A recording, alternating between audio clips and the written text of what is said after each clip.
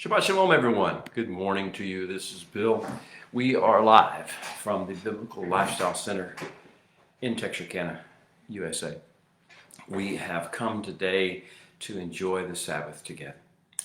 I have invited you, and I'm thankful that you have come into this little Heder or study class, study room, where we can be friendly with one another, be acquainted with one another, and get comfortable with the holiness of the Creator of the universe and His calling upon our lives that is deeper than most people would realize. We're beginning to grasp how important it is for us to walk in His calling, for us to do while we are on earth in the limited time that we have, to do what He has called us to do, to be the influence, to be the source of life and health and hope in the world, to be the beacon of shalom and of inspiration to the world and to the nations that He has called us to be. So when I say welcome to this Cheder, I'm joining in the class with you. We're being taught by the greatest rabbi of all, Rabbi Messiah, Yeshua of Nazareth. He is teaching us His ways of the Torah. He's teaching us the elements of the narrow way, the narrow path, of the straight gate. He's teaching us the way of wisdom, the way of understanding, the way of life and health and peace, the way to abundant life, not only for us, but we could be sources, vessels, emitters of the abundant life that He has called for all mankind to enjoy and for creation to experience and be restored to its Edenic fullness by. So welcome, Shabbat Shalom. I like to know who I'm visiting with in my haters, so if you don't mind, just drop a little note in the comments section today and let us know, who you are and where you are, and if you have any questions, comments, prayer requests, praise reports, anything you'd like to speak of. We'll get to know each other a little bit better through that way. For those of you who come regularly and join me in the Heder, welcome back. It's so good to see you again. You're my friends. You're those that I count on all the time to inspire me, to draw the best, hopefully, out of me, and to help me to focus on what needs to be said. Today we are in the 26th subdivision of the Torah. The Torah is to us a wellspring of life, and it has multiple release points of the waters, the living waters of truth and wisdom. And those living water portals, or those little living water springs, come forth in what's called the parshot of the week, or the parshas, or the subdivisions, the sections of the Torah. Each section of the Torah has been divided for ages. It has a level of living water in it that is unmatched by the others, yet is complementary to. And complementary is the right word, I suppose, to the other parshas. This week we are in parsha number 26 of Torah, right almost in the middle of the Torah, of the entire Torah, the center of gravity, as it were, the center line of the road, the pathway of the journey that we're on. And here we are in parsha 26. It's called Shemini. That's a Hebrew word. All the parshas are named for their original language. In their original language, the Creator of the universe spoke in Hebrew. And it was recorded in Hebrew for us, and now, of course, there have been some translations into other languages, one of which is English, and we're probably familiar with the English part. But the Shemini Parsha, the section we're talking about, is known to Westerners at least as Leviticus, the book of Leviticus, chapter 9, verse 1, through chapter 11, verse 47.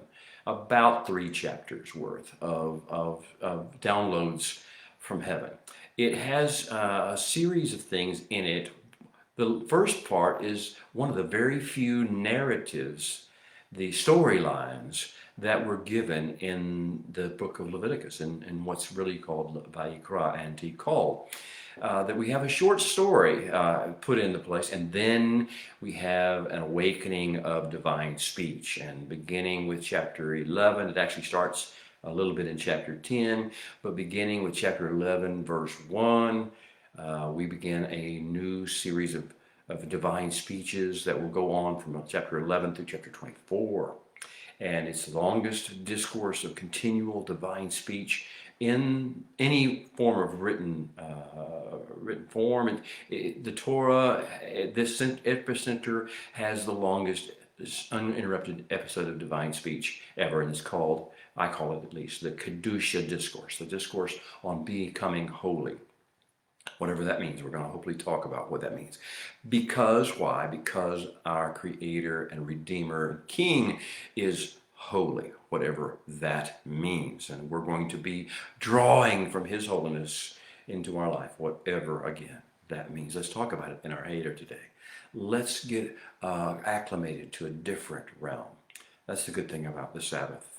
As we join and I say Shabbat Shalom, or a good Sabbath, or good Shabbos, depending on what language you may speak to you in this process. I would hope that you're realizing that we've taken that time, we can take a deep breath, step aside from all the stress, from all the bad news, from all the worries and anxieties of the 6 days that we've just experienced.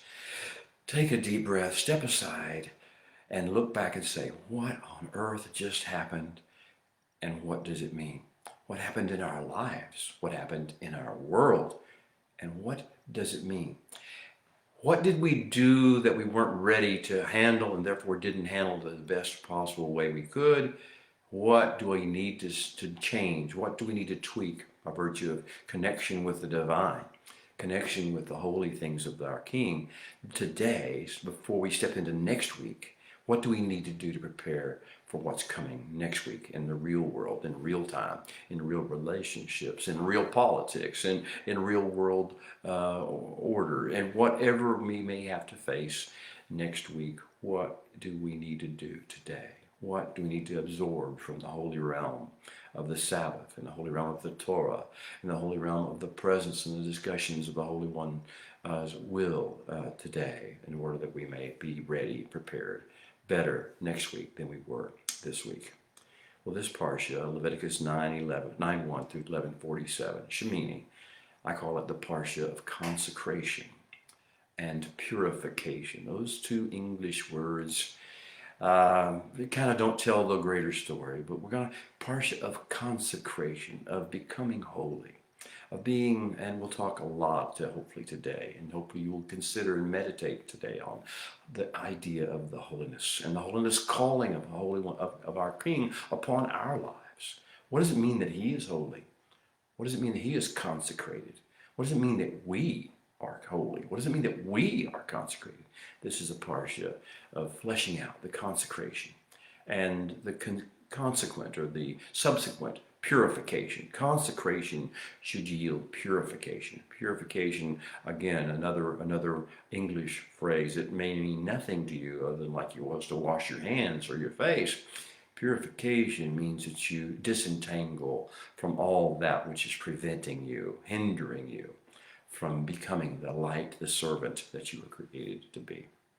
So this parsha this week of consecration and purification, may those two phrases and the depth of their Hebrew meaning flow over you out of this face and out of this imagery on the screen through the sound of my voice. And may there awaken in your deep spirit a hunger for consecration, a hunger for purification, and all that they entail. So I subtitle the week's discussions, our Drash today and our Hader, taking on the challenge. Are you ready to take on a challenge? We need to take on the challenge because next week's going to be different and even more difficult than this week. So taking on the challenge of what? Taking on the challenge of absorbing and stewarding and trafficking responsibly in holiness. And Kedusha would be the Hebrew way of saying it. In the energy and the directive and the impetus of heaven's weight and glory, and the weight of His wisdom flowing responsibly in it, absorbing it from our time together in the Hader, on the Shabbat, the Sabbath day, our time in the Torah, in the Holy Book and in Holy Words, taking on the challenge of absorbing and stewarding and responsibly trafficking in Kedusha. Well, let's get ready. The theme of this book, as we've discussed, the theme of Sefer Vayikra, known to the Western world as the book of Leviticus. This is be holy, the Holy One speaking his words. Be holy. English, Kedoshim, you be holy ones. Be Kedusha exuders. Be those who emit and exude and traffic in Kedusha, the energy of heaven. Even as I, he would say, am holy, or I'm a Kedusha exuder. I am one who receives, embraces, and then emits and flows in the Kedusha energies of heaven. When I speak, it's like all of heaven releases upon the earth. May it be so for you as well. Be holy as I am holy. Be a Kedusha exuder, even as I, the Holy One, am a Kedusha exuder. It's energy, it's passion, it's inspiration, it's empowerment. It's energy, it's inspiration, it's empowerment, it's an energy. Yes, Kedusha. It's inspiration, it's empowerment. May you be holy as he is holy. And the sub-theme of the subsection of this week would be by those, the voice of the Holy One speaking through Moshe. He said, the Holy One said, by those who come near me, and we are doing that today in the Heder, in this time, on the Sabbath, in our Torah studies, by those who come near me, I must be regarded as kadosh, as holy. And before all the people, I must be glorified. This is the Holy One speaking. By those who come near me, I must be regarded as holy. Do we even know what that means? Do we understand? Can we grasp? Can we absorb what that means? And then, based on our absorption of that, can we, before all people, glorify him? Before all people, I must be glorified. I talk about this in terms of our calling as ministers of divine flame. The Holy One has chosen to use the imagery, the metaphor, the power of the visual power of fire to represent his presence. Fire is an awesome thing. You can gaze into it for hours and be amazed. And no two fingers of flame are exactly the same, and yet they all carry the same level of awe and inspiration in it. So that the idea of who the Holy One is, and he uses this imagery because he doesn't appear in human form or in animal form. He appears in the form of fire. And not all fire is of him. He says, there's a special release from heaven that you know it when you see it, like Moshe did on the mountain of Horeb when he saw the burning bush. You know that fire when you see it. You know when you encounter it. You feel it. You understand it's not ordinary fire. It's not the kind of fire we're used to that you'll burn your hand on or you can warm your body with. This is a special kind of metaphoric fire. A spiritual fire, a fire that preceded creation, that fire that will be here long after the world as we know it changes and turns into whatever the Holy One desires to make it in the Olam Haba. Ministers, can we become ministers of that divine flame, of those sparks, of that divine plan, of that divine energy, divine passion, divine empowerment? Can we become stewards and ministers of that? Can we release that in little ways, in real, though meaningful ways to the world around us? That's our challenge, and that's what we'll be talking about in the studies in Parsha Shemini. Our high calling in this world and in this age. At this age and the world where lives and destinies and bloodlines and nations are always on the line.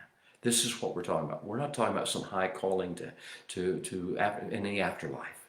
That can take care of itself. We are talking about our high calling in this age, in this world, where real lives, where real people's destinies, where real bloodlines' futures, where real nations' perspective and purposes on the earth are always on the line, on the edge, could be tilted one way or another by just the right impact of divine spark, of divine fire, of divine flame.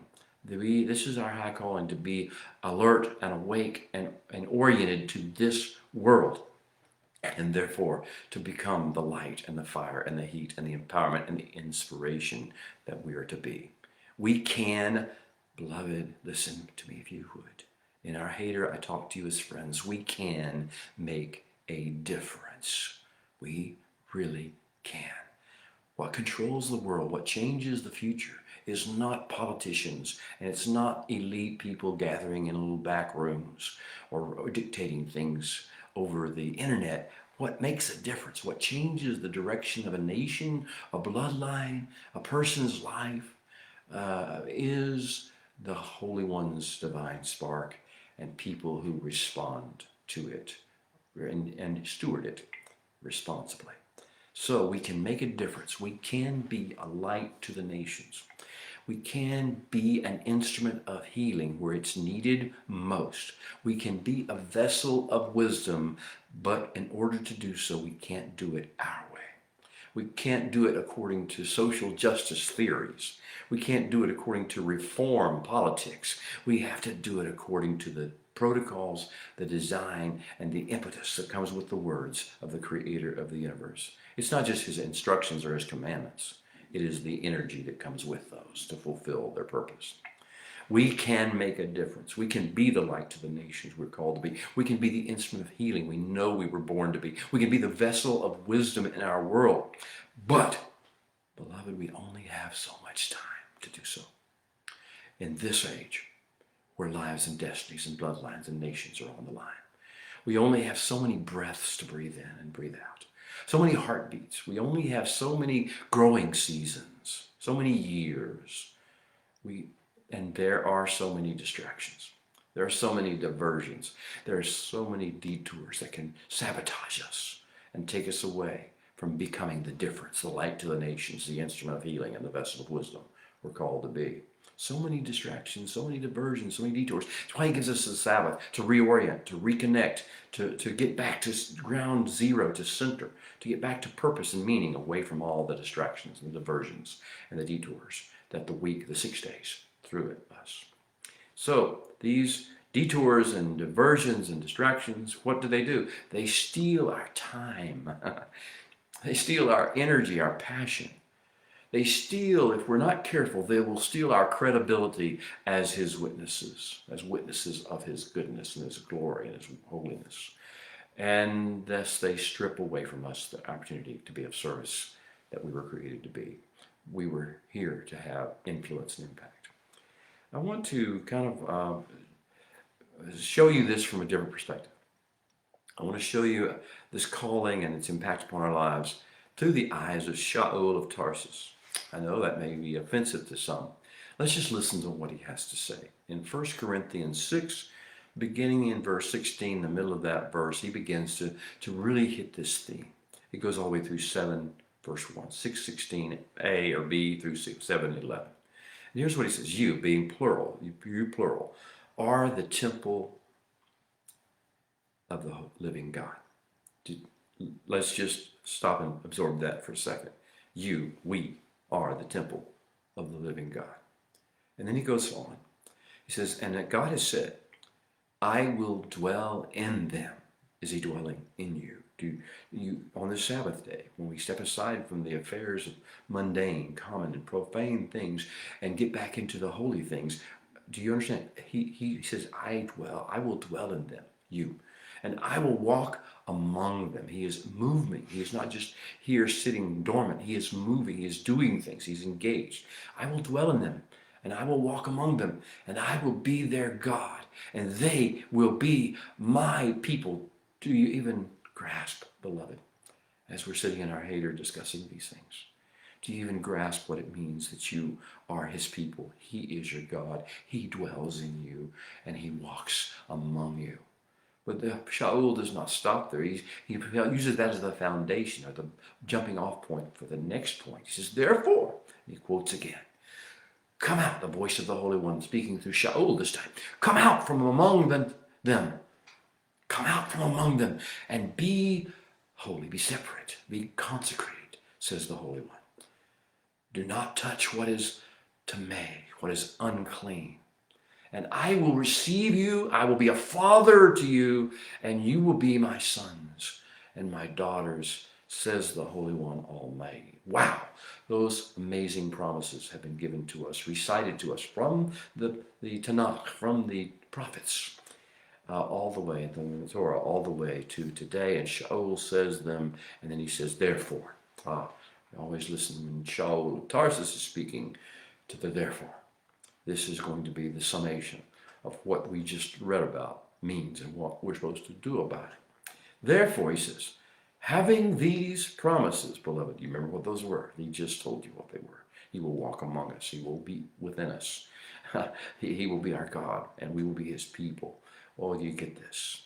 And we are to be cleansed and set apart and holy. He says, therefore, having these promises, beloved, listen now. Let us cleanse, let us tahar, let us decontaminate ourselves from all tumah, from all uncleanness, from all filthiness, both of the flesh. We have uncleanness of the flesh.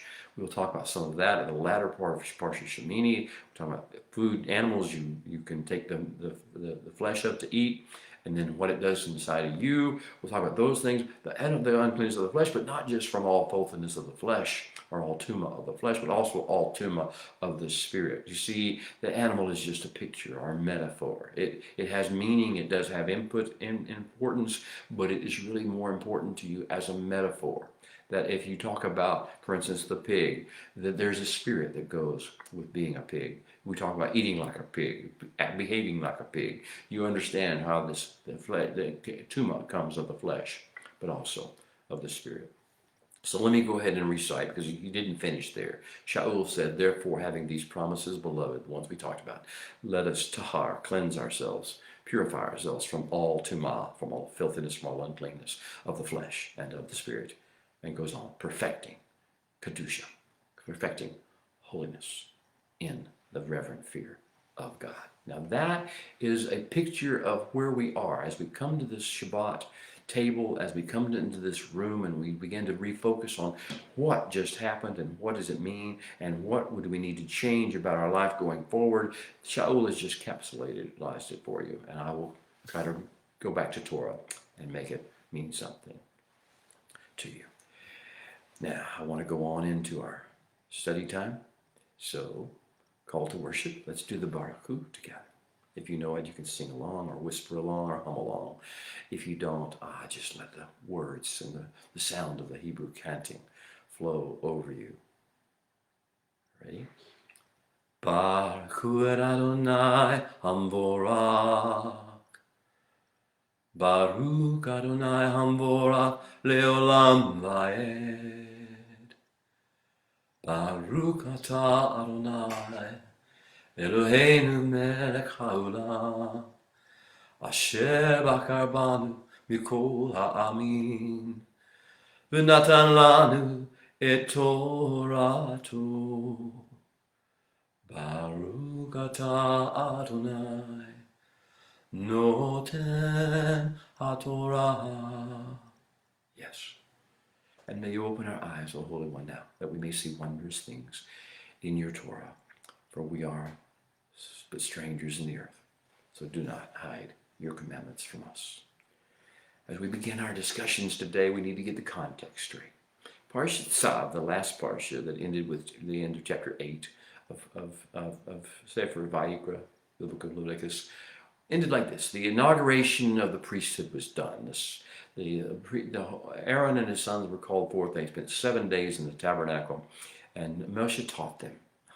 He taught them things. He taught them about the Korbanot discourse, about how to approach the Holy One, how the protocols of the court of the king work, how we do and do not approach, and the reasons why men need to approach and what they need to bring with them in order to approach correctly. The Korbanot discourse, chapters 1 through 7, and then into chapter 8, we have this 7-day period of consecration.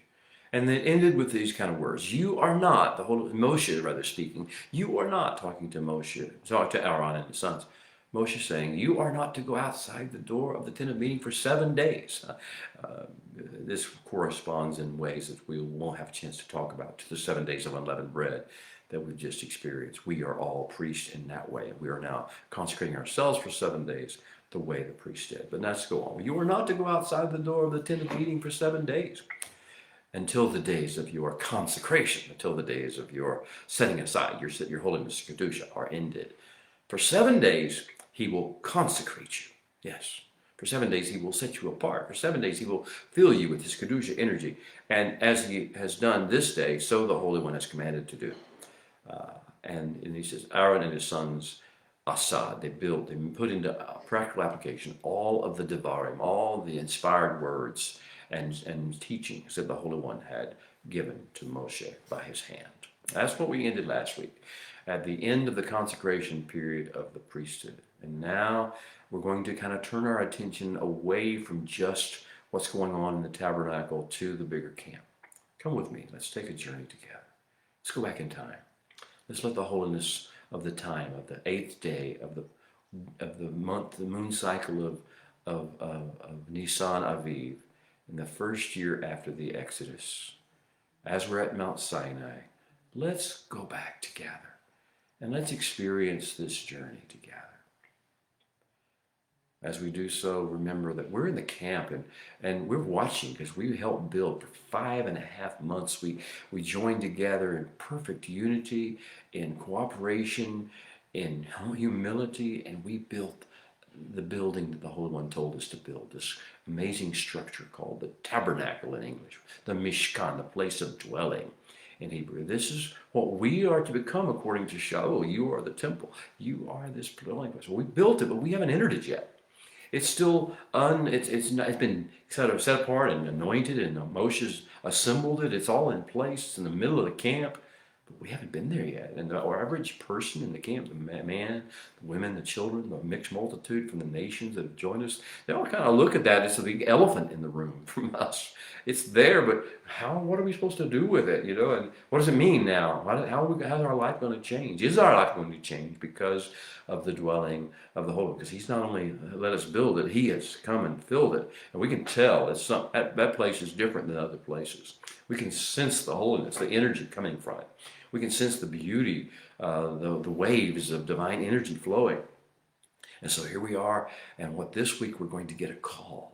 We're going to get a call. We're going to actually be called out of our tents, man, woman, children, foreigner, native born of Israel. We're going to be called together to come away from our tents, to break free, to separate, to disentangle, to come out of those things, the normal things, the average things, the ordinary things, and come to the tabernacle, to the door of the tent of meeting, the one that we've been wondering about, the one we've been seeing, the one we feel the energy and hear the sounds and the pulsing of. It hasn't been open to any human being besides Moshe, and for 7 days, Aaron and his sons. That's it. But now it's going to be open for business for the humanity. But we're going to be gathered to the outside. And so here we come, one by one, family by family, household by household, nation by nation, all coming to the door of the tabernacle, wondering what's going to happen. Or do you feel the excitement? Something big is going to happen. This is going to change everything, but what will it look like, and what will it consist of? And so we come one by one over a course of hours to all gather around where we can see Moshe standing at the entrance to the tabernacle. There's this drapery in front of it. Oh, it's beautiful. It has image of a cherub, or a cherubim, plural, more than one, on this veil that opens. And Moshe is standing in front of it, smiling, welcoming us, beckoning for us to come closer and get in a position so we can see what's about to take place through this door. But it's closed right now. And Moshe then takes and he opens the veil, pulls it apart, and suddenly, for the first time, man, woman, child, foreigner, native born can look through the entranceway, can look into this heaven meets earth place and see what is inside. What an amazing moment. What full of joy and excitement. And yet, what does it mean for us? We have a little bit of the fear or the reverence of the Holy One. We're not petrified that we're going to be hurt. We're just concerned that our lives are about to change dramatically. And so Moshe will do this. Let's go ahead and read. This is what our whole day is about. The whole Parsha of Shemini takes place with us standing at the door, the entrance to the tent of meeting. All but the first few verses. I'll read those for you. It will tell you the story of what's about to happen. I'm going to read in Hebrew. And I ask you to listen and not be put off by the Hebrew. This is speaking to your spirit, not to your mind or your flesh. But for your mind and your flesh, I will come behind each phrase and I will say a translation. I'll give you a translation into the English language. So let's begin. Vayehi Bayam Hashmini. And then on the 8th day, that's the 8th day of Nisan, Adar, the day after the 7 days of consecration became the 8th day. Vayehi Bayam Hashmini, on 8th day. Kara Moshe Aaron al Banav al Signe Israel. Signe Israel should be. Kara Moshe Aaron ul Banav ul Signe Israel. And Moshe called Aaron and his sons and the elders of Israel. So now we're seeing this crowd beginning to gather. Vayomer el Aaron, he says to Aaron, Kachlecha evel. I'm going to get my glasses on where I can read my writing. Read there. Kachlecha enel ben bachar lachatat. Take a young bull for yourselves as a hatat, one of these 5 different methodologies or approach mechanisms that he's told us about in the Korbanot Discourse. Kachlecha enel ben bachar lachatat. Take a young bull for yourself as a chatat. V'ya'il la'olah tamimim, and as a ram, as an olah, one of these other protocols, without blemish. V'hakrev lifnei Adonai, and make an approach, draw near to the Holy One. This is what this day is about, drawing near to the Holy One. He goes on, Ve'el b'nei Israel tedabar lamor. Then speak to b'nei Israel, saying, Keku seir izim lakatat. Take a kid of the goats for a hatat. Again, now this one, that one, previous one was for Aaron and his sons. This one's for the people of Israel. It's all for us. It's all about us, as well as it is for Aaron and his sons. That's why this is not a book of the Levites. This is a calling into the presence of the Holy One. He goes on, Ve'egel ve'kaves b'nei shanab tamimin le'olah, and a calf and a lamb of the first year without blemish, for an olah. V'shor ve'alil l'shalamim lizbach livnei Adonai. And also bring a bull and a ram for peace offerings, shalamim, killing the fatted calf to slaughter before the Holy One. V'mincha ve'lulah bashaman, and the mincha mixed with oil, a grain presentation mixed with oil. Ki hayom Adonai nira elekem, for today. This is the summation. I know you've been sort of caught up in the details, but here's what's going to happen as a result of the other things he's told us to do. Ki hayom Adonai nira alechem. For today, the Holy One will appear, will manifest his presence to you all. Vayiku et asher tzava Moshe. So they brought everything Moshe told them to. El penei ohel mohed, to before the tent of meeting. Ve'yikrevu kol ha'edah, before all of the witness throng. They all approached and drew near. Ve'amdu lifnei Adonai, and they stood before the Holy One. And then Moshe said, this is the thing, this is the word, the substantive truth that the Holy One has commanded or instructed you to make come to life. And then he says, Vayera aleichem kevod Adonai, and the glory of the Holy One will appear to you all. And the glory of the Holy One will appear to you all. Okay, we've had some promises. We've had some amazing things take place. All as we gaze into the opening space that leads into the tabernacle. We see Moshe, and when he opened that veil, when he opened that opening, that is called the way, the derech, haderech. When he opened the way, we looked inside, and first thing we could see was Aaron. And Aaron was dressed in these garments of beauty and honor, and his face was smiling and glowing. And he had the breastplate and the ephod, and he had the turban on his head with Kadosh Ladonai, holiness unto the Lord. He had all the elements of these beautiful priestly garments that we had put our hands to and made in accordance with the instructions of the Holy One. And he was shining and shimmering in beauty, and he was welcoming and bidding us to come. This is the opening day. Come, come, come. But we stood and watched. But we see behind him, we see Aaron's sons. Aaron's sons are dressed in fine linen garments from head to toe, pure white linen. They sparkle in the sunlight. And they're smiling and they're beckoning us to come. 4 sons: Nadab, Abihu, Itamar, Eleazar. 4 sons behind Aharon. Oh, but we don't just see the sons, as beautiful as they are. We see the garments that were made for them. They're wearing them. We can sense the joy of they having putting on these garments and separating themselves from their normal life activities. And now we see beyond. Beyond there is shining, shimmering bronze. And it is the altar. It is this altar we helped make as a people. We helped make this altar, but we haven't seen it in its place where it was positioned and set.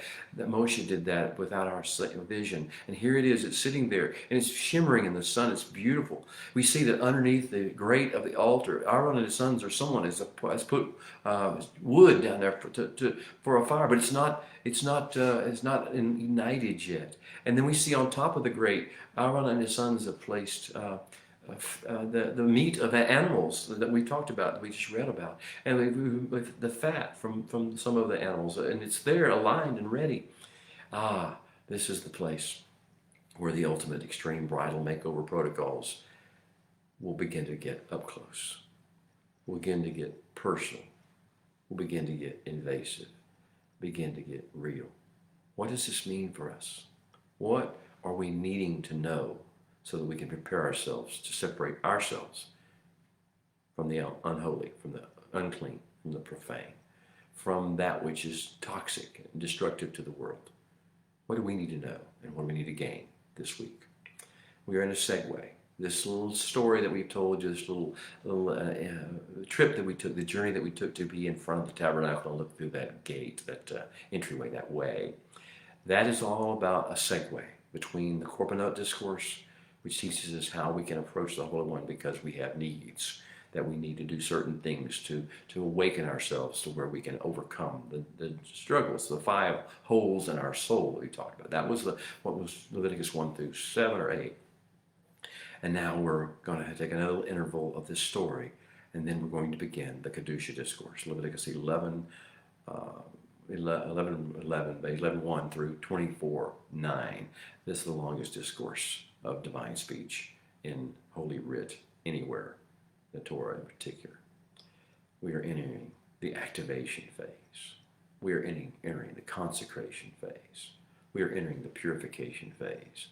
We're entering the high calling phase. If we're going to be who we're supposed to be in this age, in the real world, where it still matters, where people's lives are still on the line, not in some heavenly afterlife, but now, if we're going to be here at the critical point of influence in the world, how should we behave? How can we steward the holiness of God? All right. In Leviticus 9:22 through 34, I want to read this to you in English and get you a picture of how this affects us.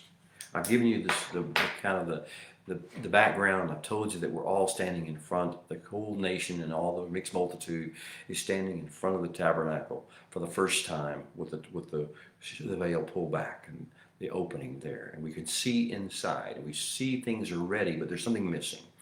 There's no fire. there's the meat, there's the fat, there's the priest. Everything's been done to prepare, but there's no fire. And then we're going to see what happens whenever the fire comes. So let's read. I'll read this in English. It's a little easier to keep up with. Let me get my glasses on. Then Aaron lifted his hand toward the people. Remember, we're looking through that. You were with me. We're all there. We're looking through that opening in the tabernacle. We're seeing Aaron. And Aaron's lifting his hands toward us. I hope you see it. If you have to close your eyes or just imagine in your spirit, Aaron there with the garments of the high priest on. Or you can imagine Yeshua if you wish. But he's holding his hands out to you from beyond the veil. And he's holding his hands out towards you and he's blessing you. Now, how would he bless you? Well, according to Numbers, the book of Numbers, Yirecha Adonai v'yishmareka, Yai Adonai paneveleka v'kuneka, Yisa Adonai paneveleka v'yasem lecha shalom. The priestly blessing it would be. So Aaron is blessing you, putting the name of the Holy One upon you, and then he comes down. And he goes on, says he came down from approaching with the Korban Hatat, the Korban Olah, the Korbanot Shlamim, all the things he did on the altar. He comes down, and then Moshe and Aaron go. We watch them. We watch Moshe and Aaron together as brothers. For the first time, they're doing this together now, walking into the tent of meeting, the interior tent where we can't see. They open the veil. They walk in. Perhaps we could see a little bit. Maybe we could see the menorah. Maybe we could see the table of showbread. We don't know, but see, something was in there. We know because we helped make it, but we can't really get a good picture of what's happening, or the altar of incense. But they go in, and then it says the glory of the Holy One appeared. They came back out and they blessed the people. So that both Moshe and Aaron, this time, not is it just Moshe being our prophet or Aaron being our priest, it's the combination. Brothers, behold how good and how pleasant it is for brothers to dwell in unity. May we find a way in which we can work in unity again with our brothers, with our co-laborers in the kingdom, and not be so argumentative, and not be so caught up in our own ways and our own thinking. Maybe find ways to work together again. Well, after they blessed the people, it says, then the glory of the Holy One appeared. He promised it would, right? Moshe promised it was going to happen. That was what we read in Hebrew. Then the glory of the Holy One appeared to all the people, not just to Moshe and Aaron, not just to the elders of Israel, not just to a few folks here and there. And the glory of the Holy One appeared to all the people at the same time. This is reminiscent of a future event that's going to take place, but I'll leave that for another day to discuss. Then the glory of the Holy One, the weight, the majesty, the immanence of the energy, the power, the waves of the Holy One, appeared to all the people, and fire came out from before the Holy One. That's where the fire comes in. The imagery of the presence is the metaphor of the fire. It's a fire that, unlike any fire that we know on earth, but we know it when we feel it. We know it when we see it. It's the fire of the burning bush. It's the fire on Mount Sinai on the day of the giving of the Torah. It's the fire that took the finger of the Holy One like a fire finger and wrote on the tablets of the Torah. It's what we saw. It's what we felt. Now imagine if you're standing in the water. You've gone to the seashore. And you walk out into the water a little ways. You know what's happening. Waves are coming in. There's an energy that comes in. That energy forms waves of water. And as you stand in the water, you feel the energy of these waves. And you after you get a certain distance out there, you need to brace yourself against those waves. You need to prepare to stand in those waves. Well, now just imagine that we're not talking about waves of water at a seashore. We're talking about standing at the entrance to the tent of meeting. We're standing at the edge of precipice where heaven and earth meet. We're standing there, beloved, and the waves of the energy of the Holy One, the glory of the Holy One are coming toward us. We need to stand in His presence. We need to be able to function and not run away and not be washed away by His presence. It's not destructive if we know how to prepare for it. It says, then the glory of the Holy One appeared to all the people, and fire came out from before the Holy One and consumed the olah on the altar and the fat on the altar. And when all the people saw it, they did two things. When all the people saw it, the first thing they did was shout. In Hebrew, it's ranan, and it means to utter a trill sound that comes from deep within the spirit. It's not like we're making up praises or songs. It's like something coming out of our spirit. We could control, but we don't want to. We don't want to stop. It comes out. It's the sound of vibrations, the sound of syllables, the sound of things coming out of our mouths, a trill, shifting between frequencies, heaven and earth, major and minor. We sense this comes out, and this comes forth from our innermost being, out of our mouths, this rananing, and then we fall on our faces. We don't get washed away. We we surrender to the energy, to the passion, to the fire of the Holy One, to the Kedusha, to the glory of the Holy One. And we fall on our faces, and we're not losing consciousness. We're looking ahead, but we are in awe of the Holy One. Fear of the Holy One in its most holy, beautiful fashion. It's not terror. It's not panic.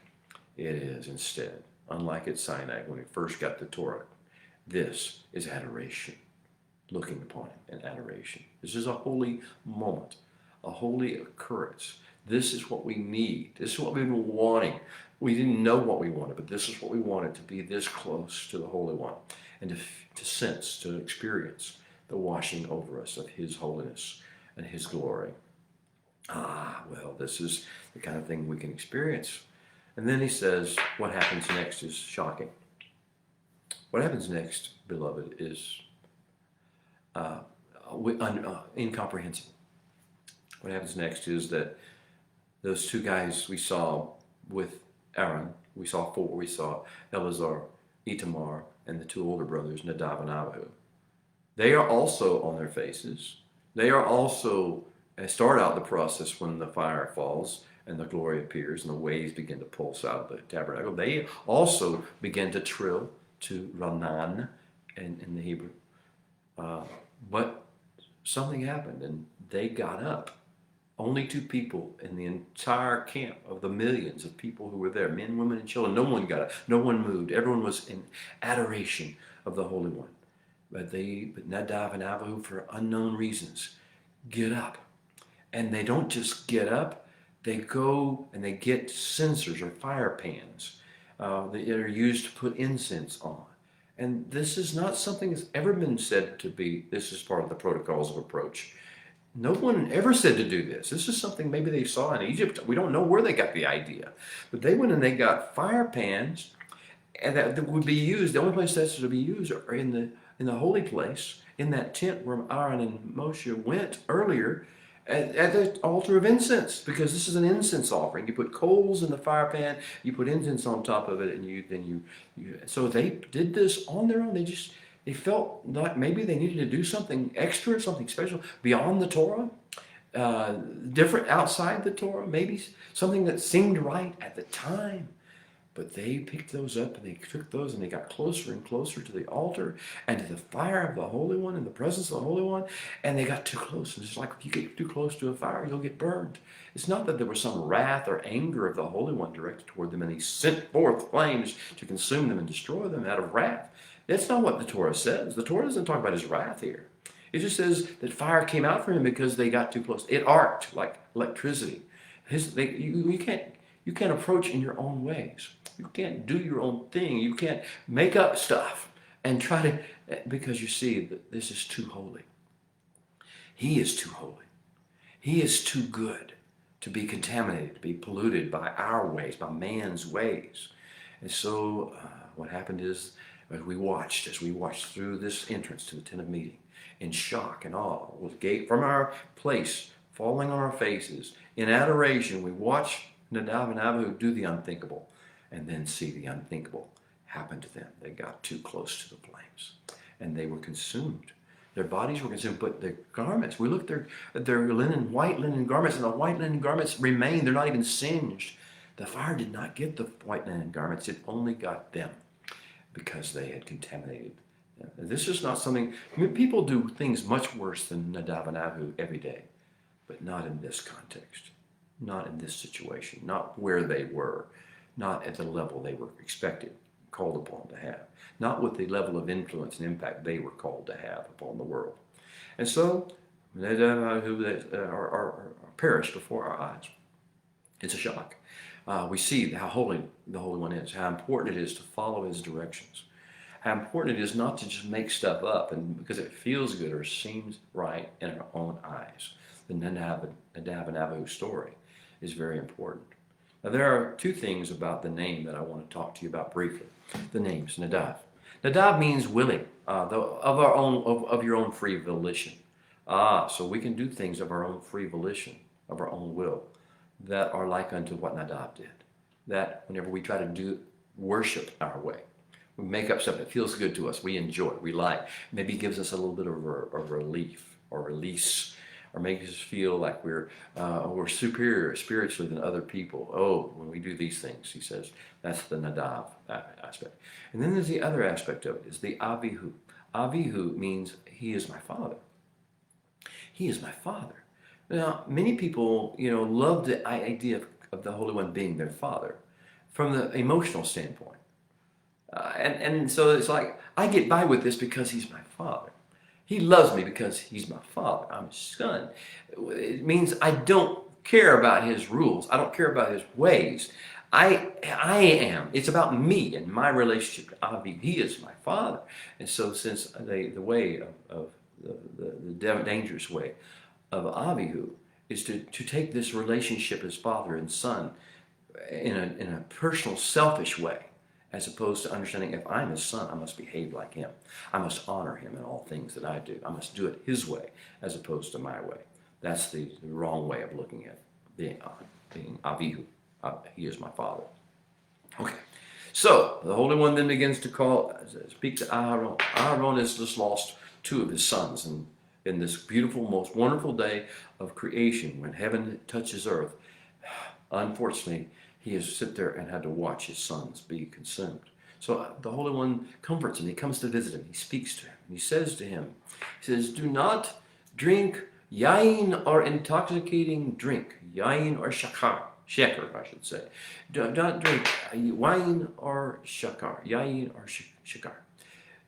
This seems totally out of place. Are we supposed to believe that Nadav and Abihu were drinking too much, or that Aaron was? But I think, listen to why you're not supposed to drink wine, and under what context you're not supposed to drink or wine or intoxicating drink. The Holy One's saying to Aaron, you and your sons with you, when you go into the tent of meeting, the Ohel Moed, well, then lest death overtake you. Now we're seeing that there's a need for a level of clarity. It's not about the evil of wine or the evil of strong drink. That is not even the issue. The issue is when you are a priest and when you are going to minister, you need to have perfect clarity of thought. You need to have perfect coordination. You need to be able to recall what the instructions of the Holy One are and implement them without cloudiness of thought or mind or impairment of judgment. And so he says, when you go into the Ohel Moed, lest you enter into the realm of death, it is to you to be a statute forever throughout your generations, that you may, this is the reason, this is the calling, and our calling as priests, but it's Aaron and his sons as our models to teach us how to be priests in this world. He says that you may distinguish, that you may badal, that you may separate, that you may by a wall or partition, that you may set up a division, a marker between that which is holy, kadosh, containing the energy, the pulsing energy of the presence of the Holy One, between that which is holy and that which is profane, chol in Hebrew, chol, with the hard K at the sound, the first, chol, and that means something that has man's imprints all over it, man's fingerprints all over it. It has man's ideas all caught up in it. It has man's ideologies and philosophies and religious concepts and doctrines and dogmas and beliefs and all that stuff caught up into it, as opposed to that which is kadosh, pulsing with the actual energy of the Holy One. You need to make us distinguish. You need to be totally sober, totally in control of your faculties, in order that you may make a distinction and set this boundary line between that which is kadosh, holy, and that which is cold or profane. And not just that, there's another realm, two other realms that you need to be aware of that are very closely related. That's between those things that are unclean, or tamei in Hebrew, and those things that are clean, or tahor. Now, we just realize we have responsibilities to deal with real life situations that are far different than we considered. We just thought we were doing what was right. No, it's not what's right in our eyes. It's what he says. You are to traffic in that which is kadosh, in kedusha. You are to traffic in that which is tahor, that which is clean, healthy, and whole, and leading towards wholeness, and facilitating and nurturing the ecosystem and the fullness of the plan of the Holy One. That's what you need to focus on, because there are counterbalancing worlds, counterbalancing realms. For everything that's holy, there's something that's kadosh, that's profane. For everything that's clean or leading towards wholeness and fostering and nurturing the ecosystem and the plan of the Holy One, there's something that's unclean, that's tamei, that's corrupted, that's conflicted, that's distracted. So we need to learn how to separate between those things, the things of man and the things of God, the things of the flesh, the things of the Spirit. He who is led by the Spirit does not follow the ways of the flesh. That's not all. We're separate between the holy and the profane. between the unclean and the clean. And we're also, the message of the priest, the priestly calling, is that you may teach, you may yara, you may lay out before people as a pathway. You may blaze the trail, that you may teach Bnei Israel all the statutes, the hukim, that the Holy One has made clear to them by the hand of Moshe. So separating the holy and the profane, that's part of our calling. As we get ready for this next week, as we get ready to go into the world again, to the next step, as we begin to step back into the 6-day realms of ordinary life where we're supposed to have the most impact. Well, as we do that, we need to learn to separate the holy from the profane. That which has the energy of heaven flowing in it, and that which just has the polluted energy of man and his ideas and his thoughts and his corrupted thinking, futile thinking, and his reprobate mind operative in it. We need to also separate between that which is unclean, that which is tamei, that which is bringing about division. It's just destabilization. That's what uncleanness is, brings about destabilization and destruction and death. We need to separate between those things and those things which are tahor, bringing about life abundantly and full of glory. And we need to be able to blaze a path, set an example, be the marker that teaches Bnei Israel how to walk in the ways and the thoughts and the patterns and the protocols and the wisdom and the healing of the Holy One, our God. May his plan come to fruition. May it begin in your life and in mine. Whatever the world does, whatever the politics do, whatever the news says, may we know that our life matters. Our life matters because we are called to be the light of the world. We're called to be vessels of healing.